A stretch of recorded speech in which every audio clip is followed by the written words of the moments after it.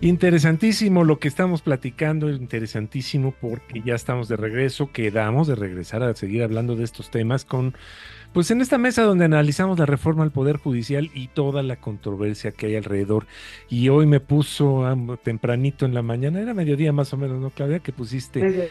pues viene el proyecto de sentencia del ministro Juan Luis González Alcántara, de invalidar la elección por voto popular de jueces y magistrados federales, entre otras cosas, es lo que incluye, ¿no? Pues entonces seguimos con esta cobertura. Pueden ver, está conmigo Claudia Aguilar Barroso, está conmigo Alejandro Envila. Bienvenidos los dos y me gustaría ahora sí que vámonos tendidos como bandidos. Claudia, empezamos contigo. Sí, pues muchas gracias. La verdad es que efectivamente, ¿no? Mencioné en cuanto tuve conocimiento que se ha hecho público el proyecto por virtud del cual el ministro González Alcántara Carranca propone, ¿no? Darle respuesta o dar solución, resolver la acción de inconstitucionalidad por el número 164 diagonal 2024 y sus acumuladas, que van desde el 165 hasta el 170, que como sabemos son las que promovieron pues el Partido Revolucionario Institucional, el Partido Acción Nacional en general, para impugnar la reforma constitucional en materia de Poder Judicial. Y porque mucho se ha dicho en torno a si procede o no procede el medio de impugnación, también aquí habíamos dicho que esta era la vía idónea porque efectivamente, pues era la manera de que de manera directa conozca la Suprema Corte de Justicia de la Nación, se haga un planteamiento y de una vez por todas haya una respuesta desde el Pleno del máximo tribunal del país.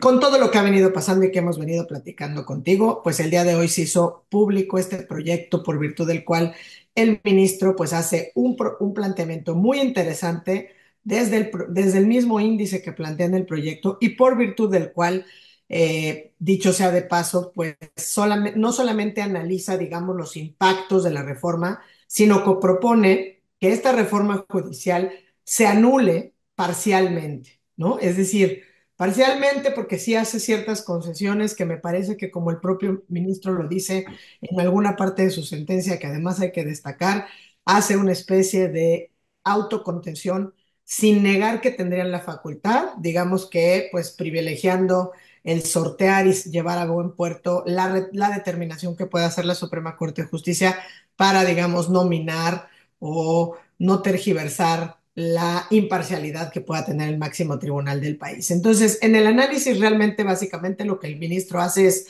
hacer el análisis de las violaciones de forma, digamos, y también hacer el análisis de violaciones de forma, de fondo en cuanto a la resolución, y estima que sin duda la reforma viola principios que son esenciales para la independencia judicial, pero sobre todo para la separación de poderes.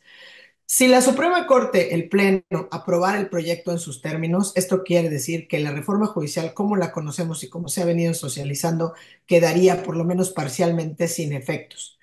¿Por qué digo parcialmente? Porque el proyecto propone, digamos, confirmar la parte por lo que hace a la elección por voto popular de las ministras y ministros de la Suprema Corte de Justicia de la Nación, de los integrantes de la Sala Superior del Tribunal Electoral, es decir, de los magistrados electorales y de los nuevos magistrados del Tribunal de Disciplina Judicial, pero propone, digamos, invalidar el resto del contenido de la reforma en términos como muy prácticos o muy generales, todo lo que tiene que ver con minar la autonomía, la independencia de las personas juzgadoras del Poder Judicial Federal.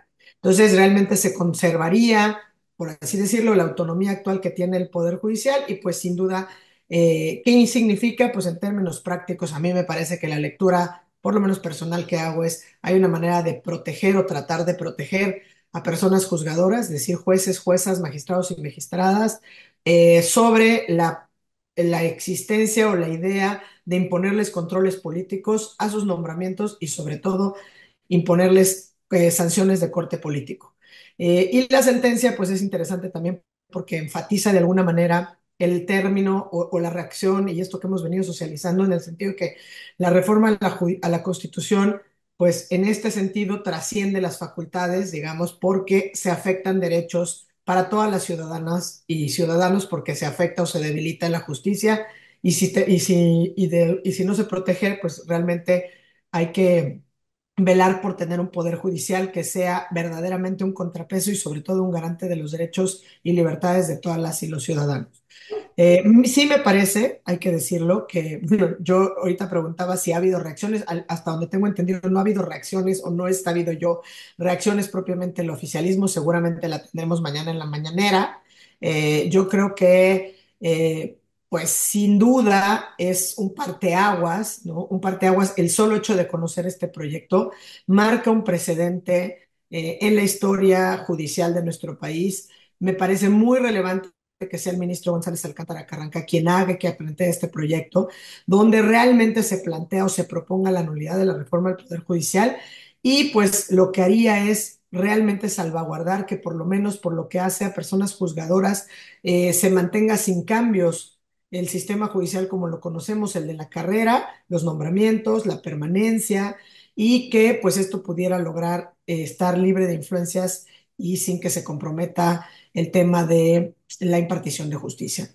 Dicho en un muy breve resumen, ¿qué propone el ministro? Invalidar básicamente dos temas que son claves sin duda para la reforma judicial, pero que creo que debemos entenderlo también en el contexto o en la coyuntura que estamos viviendo.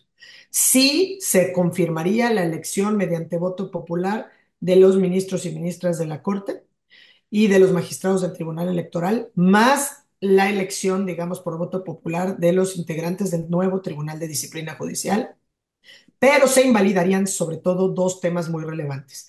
La elección por voto popular de personas juzgadoras, jueces, juezas de distrito, magistradas y magistrados de circuito, magistrados federales, y también se invalida el tema de la figura de los jueces sin rostro, que se acuerdan que cuando se incorporó por esta reforma, pues se pretendía resguardar la identidad de los jueces. Y una cuestión no menor, mete también el proyecto el tema de que se va a dejar o se le va a dar esta deferencia a los legisladores de las legislaturas estatales, también el adecuar o no a su normativa constitucional el modelo de elección por voto popular de sus personas juzgadoras.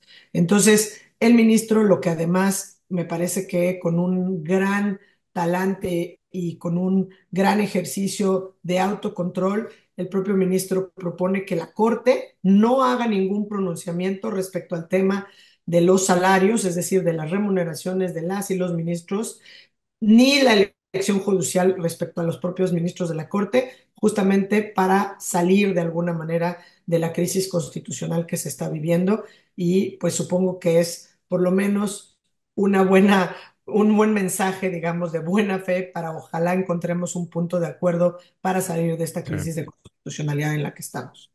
Los ministros de la Suprema Corte meten el cuerpo, se autoinmolan, vamos a decirle de alguna manera. Alejandro, ¿cómo ves este tema? Buenas tardes, Claudia. Buenas tardes, Armando. A ver, yo empezaría por decir una cosa. Juan Luis González Alcántara llegó a la Corte Ujú. a propuesta de Andrés Manuel López Obrador y con los votos de Morena. Y eso me parece que es muy importante. No es un ministro propuesto por Calderón, no es un ministro propuesto por Peña y votado por el PRI, por el PAN o por el PRIAN, como ustedes le quieran llamar. Es un ministro propuesto por el presidente de la República, emanado de Morena, y que llegó al cargo con los votos de Morena. Ujú. Cuando desconocen a Juan Luis González Alcántara, cuando López Obrador lo desconoce, pues cuando se da cuenta de que no lo iba a poder manipular, que no iba a ser, que González Alcántara no iba a ser un ministro tapete, que no iba a ser lo que él quisiera, que iba a ser un ministro en toda la extensión de la palabra.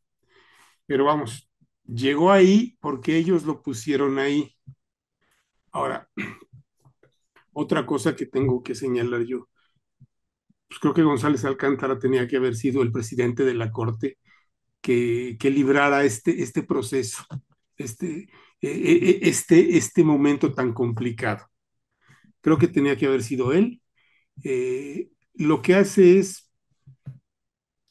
hacer política en un mundo en el que los ministros dicen que ellos no hacen política, aunque todos los días hacen política.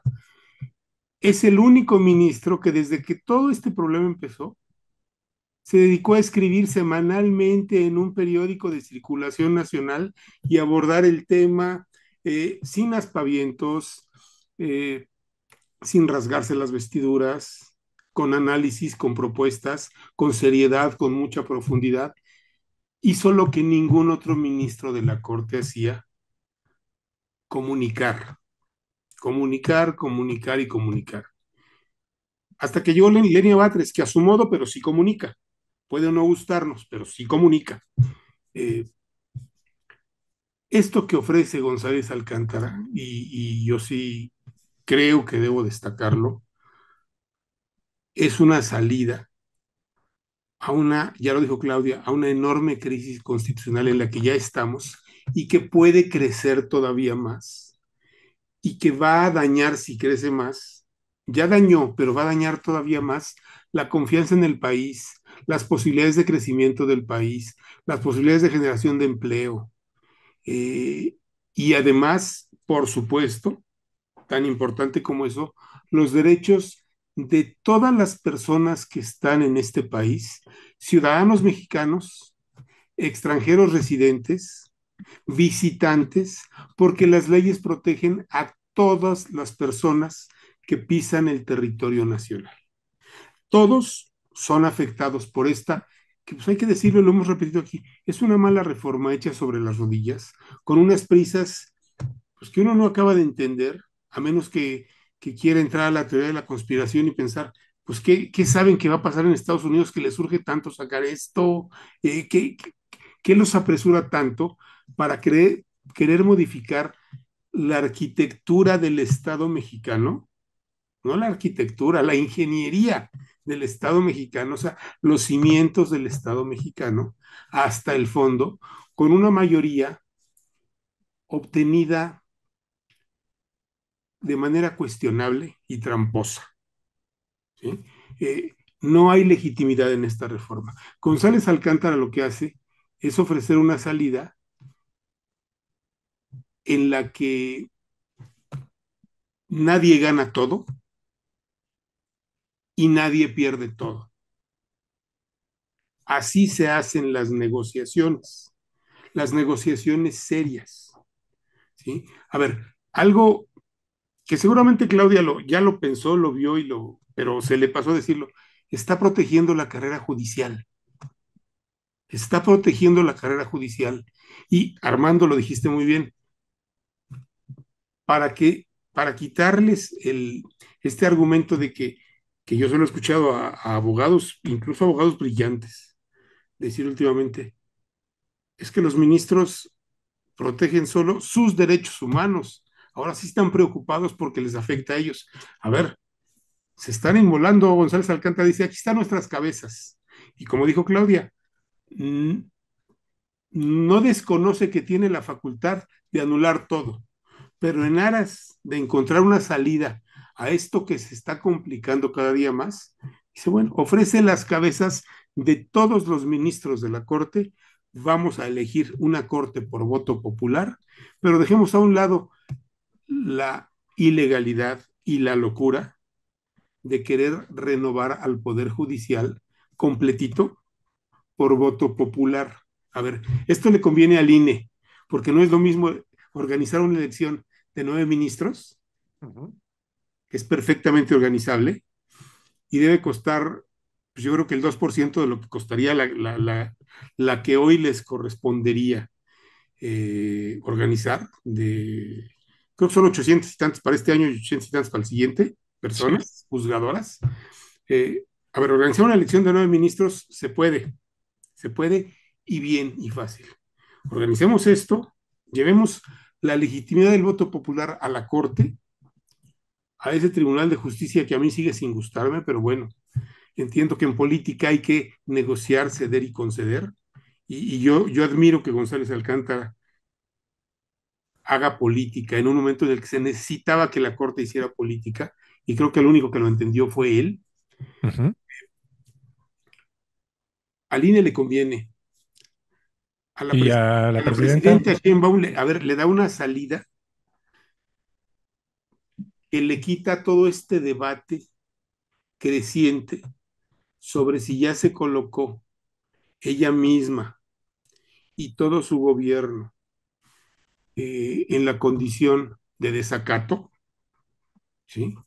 Eh, y a los líderes del Congreso, Ujú. que yo no sé de dónde salió eh, tanta prisa. Yo no creo que haya salido de Palacio Sí, Nacional, creo que salió de los líderes del Congreso.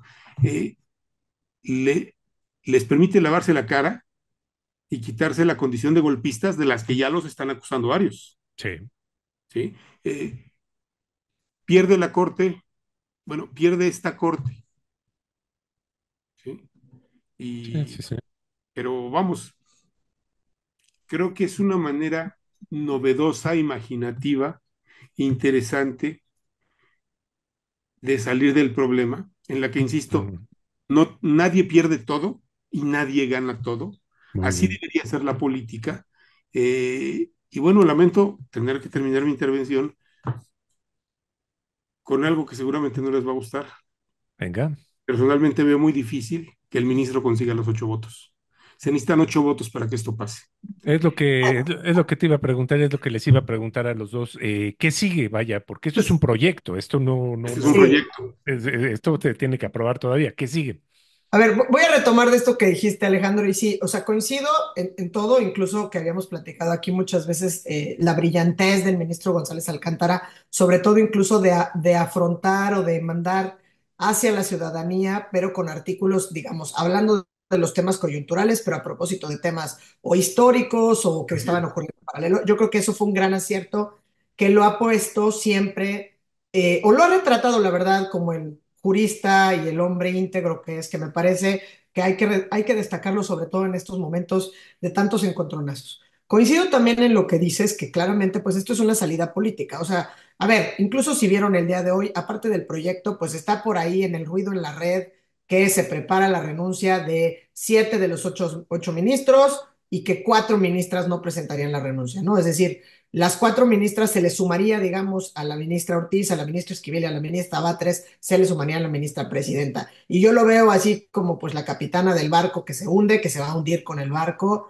como en el Titanic. Los otros pues van a tratar de recuperar presentando la renuncia en términos de lo que establece la reforma, digamos, lo salvable en términos de sus pensiones, porque pues ahí Ujú. está, y que es válido también.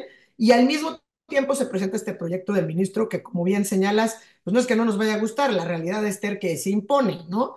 O sea, está increíble que sea una salida política, pero pues falta que para jugar a la política el otro actor, el otro poder o los otros poderes estén dispuestos a jugar. Es Digamos, a mí me exacto. parece que ya les mandaron, ahora sí que yo ya te lo puse, esto que veníamos esperando, ¿no? ¿Cuál era el momento oportuno? No lo sé. Quizá yo, en algún momento uno hubiera pensado, oye, se inician los diálogos, pues llegan los ministros, todos renuncian, aquí está, pero por favor vamos a salvar la carrera judicial. No tenemos una bola de cristal para saber qué hubiera pasado o qué pasará en este momento. Al final del día, este es como en el último momento en que se podía presentar, porque ya está, digamos, es el pócar abierto.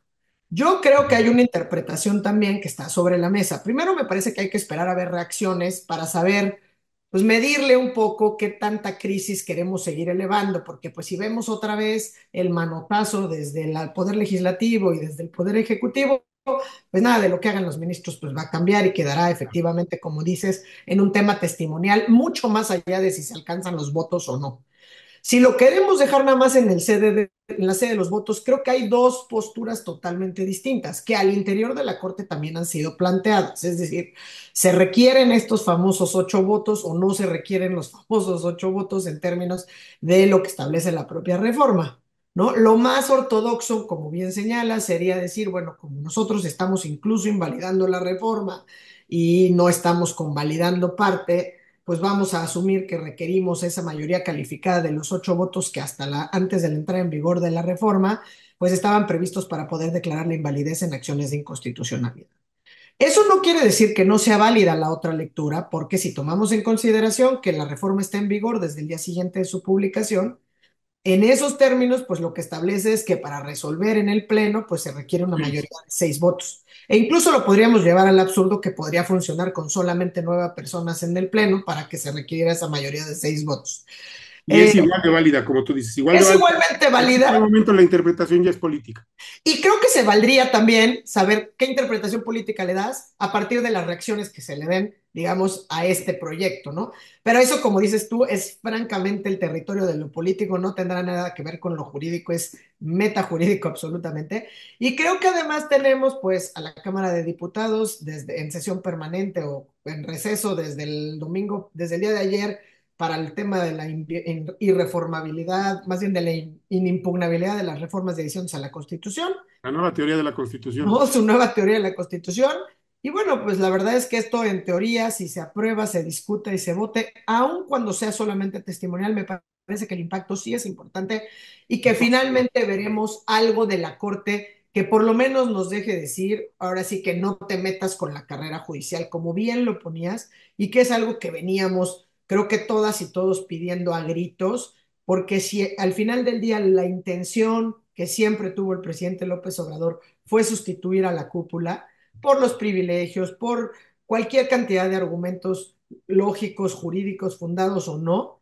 Al final lo que vimos es que cuando se quisieron llevar a todos, pues era francamente inhumano lo que estaba sucediendo y las escenas, por ejemplo, que veíamos el día de ayer de las juezas encapsuladas por toda la fuerza del Estado, ¿no? De los no granaderos y de los no policías, sorteando a dos Que mujeres parecen policías y manifestándose, parecen ¿no? granaderos. Pues sí, que parecen policías y parecen granaderos y parece toda la fuerza del Estado limitando la libertad de expresión de dos mujeres con un megáfono, ¿no? Pero con, Peligrosos personajes, peligrosísimos personajes. y que creo que fueron imágenes muy desoladoras, pero que retratan de cuerpo completo la situación extrema en la que estamos viviendo. Entonces creo que esta reforma, como dice el proyecto del ministro González Alcántara, que me parece que es muy claro, es modifique condiciones laborales y de nombramiento afectando principios como la inamovilidad del cargo, la irreductibilidad salarial, pero por eso no se mete en lo propio. Y ahí coincido absolutamente contigo, no solamente en la genialidad del ministro, sino sobre todo en la altura de miras y en el cómo venir a hacer política en una situación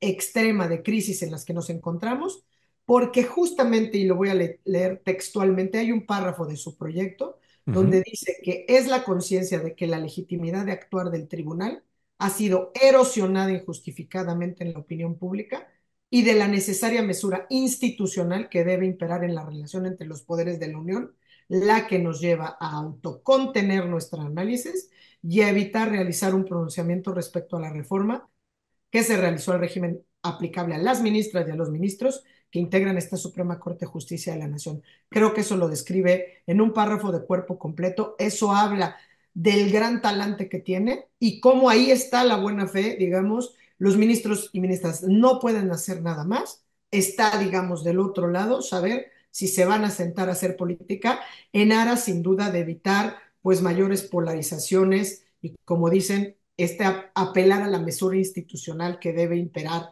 en la relación entre los tres poderes de la Unión. Magnífico. Pues algo para rematar, Alejandro. A ver, apelar a la mesura institucional, apelar a la responsabilidad institucional que cualquier gobernante debe tener. Eh, yo no sé lo que va a ocurrir. Eh, si viene el manotazo de nuevo mañana, Exacto, mañana desde el lo sabremos. legislativo o desde la mañanera, quien va a quedar exhibido es el régimen, porque les acaban de abrir una puerta de salida Ujú. que a la propia presidenta que está iniciando su gobierno le ayuda a muchas cosas, a muchas cosas. Se necesita tener visión política, altura, altura de miras, dijo Claudia, bien dicho, y responsabilidad institucional. Porque, insisto, y perdón que insista, me pueden acusar de neoliberal y no me va a molestar, ¿no? Esto está afectando las expectativas sobre la economía de Sí, México.